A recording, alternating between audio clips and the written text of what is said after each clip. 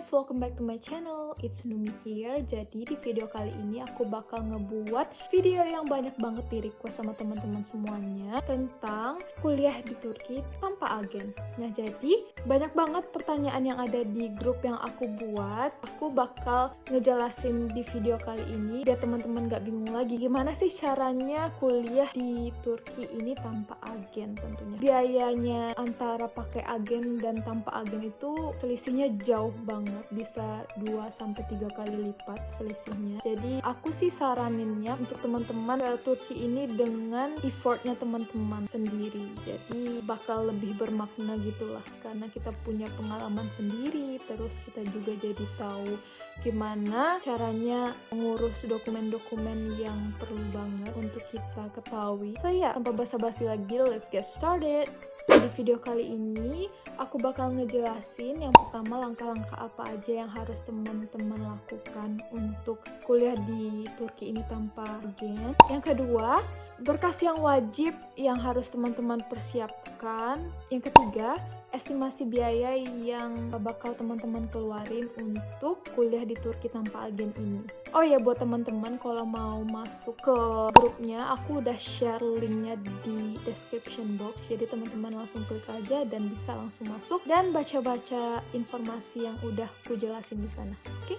Jadi langkah pertama yang harus teman-teman lakuin itu adalah cari informasi sebanyak-banyaknya tentang univ-univ yang mau teman-teman masuki. Misalnya kayak jurusan apa aja, dokumen-dokumen penting yang harus dipersiapkan supaya teman-teman bisa lulus di univ tersebut. So, ya. Nah, jadi buat teman-teman yang mau masuk ke univ di Turki, setahu aku ada 3 jalur. Yang pertama itu dengan jalur YOS. Jadi setiap masing-masing univ itu bakalan ada ujian YOS-nya. Nah, jadi teman-teman cari di webnya sendiri, terus lihat tanggal berapa sih ujiannya tersebut bakal diadain oleh univnya. Nah, yang kedua itu lewat jalur SAT, itu kayak ujian yang berskala internasional. Jadi dimanapun teman-teman mau ngeplay, nggak hanya di Turki aja tetapi di negara-negara lain juga pakai SAT ini.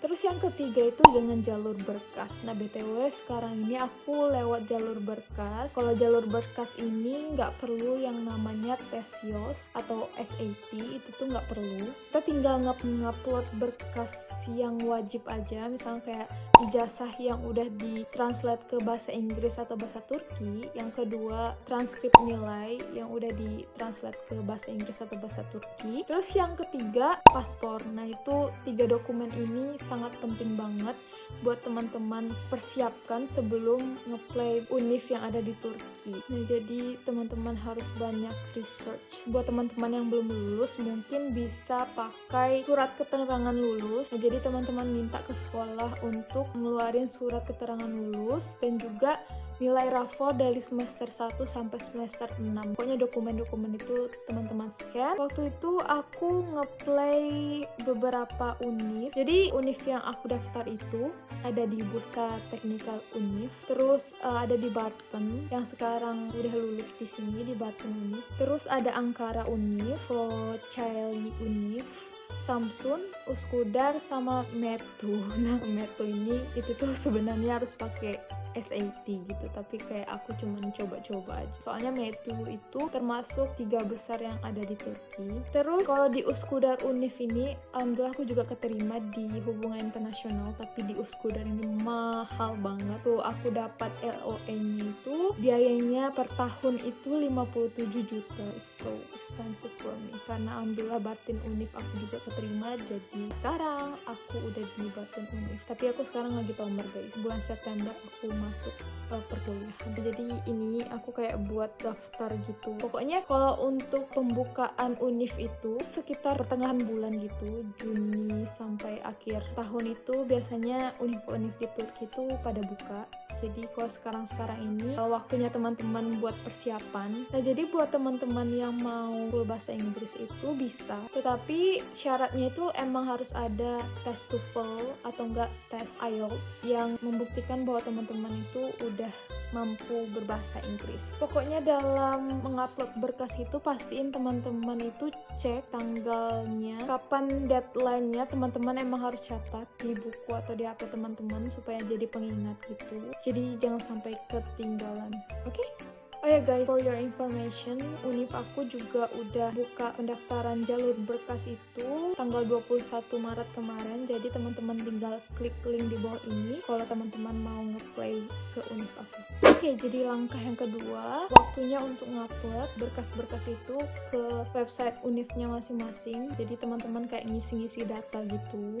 Terus yang ketiga, teman-teman tinggal nunggu pengumumannya. Kayak teman-teman sebelumnya kan udah buat tuh tanggalnya kapan sih pengumumannya. Ada beberapa univ yang emang transparan sama pengumumannya, ada juga univ yang emang nggak ngasih tahu kapan mereka bakal kasih tahu hasilnya gitu. Jadi teman-teman harap berdoa dan juga bersabar, dan juga mungkin di masa-masa menunggu ini teman-teman kayak cari aktivitas yang bermanfaat, misalnya belajar bahasa Turki atau kerja sampingan gitu, menggunakan waktu dengan sebaik mungkin. Yang mau pakai IELTS atau SAT juga bisa belajar-belajar gitu. Nah biasanya tes IELTS ini beberapa univ itu ngadain, tapi emang soalnya itu nggak terlalu jauh beda ya guys. Soalnya sebelumnya aku juga prepare untuk IELTS ini, dan itu ada soalnya kalau nggak salah 70 atau 50 ya, aku juga lupa. Jadi teman-teman, nanti aku share soal-soal IELTS di bawah ini, mungkin teman-teman bisa pakai untuk ngerjain soal. Jadi teman-teman bisa klik link di bawah ini untuk ngedownload file-filenya. Oke, langkah yang keempat, jadi kalau teman-teman udah dinyatakan diterima di univ yang teman-teman mau, itu biasanya dikirim lewat email. Itu tuh berisikan persyaratan-persyaratan apa aja yang harus teman-teman penuhi ketika nanti sampai di Turki gitu. Nah, itu nanti bakalan ada video selanjutnya yang part 2, dokumen-dokumen yang teman-teman harus persiapkan setelah arrive di Turki atau setelah datang di Turki. Nanti videonya bakal aku buat, dan make sure teman-teman jangan ketinggalan dengan cara subscribe channel ini. Oke? Nah, pembuatan visa ini banyak banget dokumen yang harus dipersiapkan itu. Pertama-tama teman-teman harus daftar dulu di website resmi Kedubes Turki. Nah, jadi nanti aku bakalan tulis linknya di description box. Langsung aja ke sana untuk pembuatan visa. Terus nanti membuat perjanjiannya. Nah, jadi nanti kapan teman-teman waktu luang itu nanti teman-teman langsung buat visa sendiri ke Jakarta. Jadi kalau misalnya tanpa agen ini emang kita harus ada effort yang lebih besar daripada yang pakai agen. Biasanya kalau yang pakai agen itu nanti pihak agennya yang membuatkan paspor, jadi kita harus buat sendiri dan pergi ke sana sendiri. Terus dokumen yang harus dipersiapkan itu, teman-teman harus nyiapin foto biometrik background putih ukuran 5x5, 5 buah. Nah jadi itu emang harus biometrik, emang harus 80% ke wajah teman-teman biar lebih jelas. Terus yang kedua itu paspor. Nah jadi teman-teman harus bawa paspor. Yang ketiga itu formulir yang telah diisi di website Kedubes. Nah jadi sebelumnya teman-teman kan udah buat perjanjian tuh, nanti formulirnya itu nanti teman-teman print. Habis itu yang keempat, surat izin orang tua apabila di bawah 18 tahun. Yang kelima, fotokopi KK teman-teman, kalau bisa sih bawa yang aslinya ya. Terus yang keenam, fotokopi ijazah asli. Habis itu yang ketujuh, fotokopi ijazah yang udah disetarakan di Kemenlu. Teman-teman harus ada fotokopi ijazah yang harus disetarakan di Kemendikbud, Kemenkumham, sama Kemenlu. Tapi sebelumnya sih aku nggak di Kemendikbud, enggak ya, cuman Kemenlu sama Kemenkumham aja. Itu tuh aku pakai jasa guys, soalnya biar bisa meminimalisir biaya juga. Soalnya waktu itu aku ada di Sumatera Barat dan nggak mungkin kan kayak bolak-balik gitu, jadi aku pakai jasa. Nah jadi teman-teman bisa langsung aja pakai jasanya. Aku juga udah share kontaknya itu di grup yang udah aku buat, jadi teman-teman bisa lihat ke sana. Habis itu dokumennya sponsorship letter atau rekening koran dari orang tua teman-teman. Ini supaya bukti bahwa orang tua teman-teman itu mampu untuk membiayain kuliah teman-teman selama di Turki. Habis itu LOA itu tuh juga di fotokopi. Bawa juga yang aslinya ya guys. Pokoknya semua dokumen itu teman-teman bawa yang aslinya. Terus asuransi kesehatan itu tuh juga dibawa, nanti di fotokopi aja semuanya. Terus surat tempat tinggal selama di Turki. Nah jadi teman-teman make sure kalau misalnya mau datang ke sini itu teman-teman harus ada kayak ikamet atau kartu yang dari mahasiswa Turki. Kalau bisa teman-teman langsung aja kontak ke PPI Turki. Misalnya nih di Bartın atau di Istanbul. Nah make sure teman-teman juga harus kontak PPI Turkinya itu supaya kayak memberitahu informasi lebih lanjutnya tentang tempat tinggal sementara untuk teman-teman. Terus fotokopi ikamet penjamin di Turki. Yang aku bilang tadi kayak emang harus ngontak PPI Turki wilayah supaya teman-teman bisa dapat ikamet dari kakak-kakak tersebut. Istilahnya kayak penanggung jawab selama kita di Turki. Waktu itu aku juga langsung kontak kakaknya, terus dikasihnya ikamet. Kita nanti diskusi bareng gitu sama kakaknya. Waktu itu aku sama Kak Topik. Makasih Kak Topik. Terus habis itu tiket keberangkatan teman-teman kalau udah beli. Emang menurutku sih ya harus ada tiket supaya nanti visa teman-teman langsung dibuatin. Soalnya pengalamanku dulu kan waktu itu tanggal 10 tuh aku kesana terus dibilang belum selesai visanya. Terus aku bilang, "Lah, kenapa belum selesai? Padahal ini udah tanggalnya di sini udah tanggal 10." Aku kayak kesel banget gitu. Ya sedikit marah gitu sama pihaknya karena nggak profesional waktu itu. Nah jadi make sure teman-teman juga harus ada tiket keberangkatan biar bisa langsung dibuatin gitu. Terus habis itu teman-teman bawa dokumen tersebut, nanti kita bayar juga untuk buat visa ini. Sudah deh, jadi kalau teman-teman udah buat visa terus nanti udah berangkat, nah jadi ada beberapa dokumen lagi yang harus teman-teman buat selama di Turki. Nanti itu bakalan aku buat di video selanjutnya. Jadi make sure teman-teman subscribe dan aktifin notification bell-nya supaya teman-teman nggak ketinggalan informasi menarik lainnya tentang Turki, khususnya tentang kuliah mandiri tanpa agen di Turki. Oke guys, jadi masuk ke estimasi biaya yang teman-teman keluarin untuk ngeplay kampus di Turki ini itu berbeda-beda ya guys, tapi aku bakalan nge-share biaya yang aku keluarin karena banyak banget teman-teman yang nanyain berapa sih kok biaya buat paspor atau berapa sih biaya buat visa dan lain sebagainya. Aku bakalan kasih tahu di video ini. Oke guys, jadi biaya yang aku keluarin selama ngurus berkas itu, awalnya itu aku bayar dulu tuition fee. Kalau Bartın Univ itu per semesternya itu 1.200 TL. Itu tuh kayak membuktikan bahwa kita emang setuju kalau kita jadi mahasiswa di sana. Itu tuh 1.200 TL. Univ lain itu pasti beda-beda ya guys. Itu tuh juga tergantung sama jurusan, terus nanti tergantung sama univ-univ yang teman-teman apply. Jadi ini tergantung banget. Tapi kalau univku di Bartın Univ itu tuition fee-nya tuh 1.200 TL waktu itu. Tapi sekarang mungkin udah naik gara-gara lira juga naik turun. Habis itu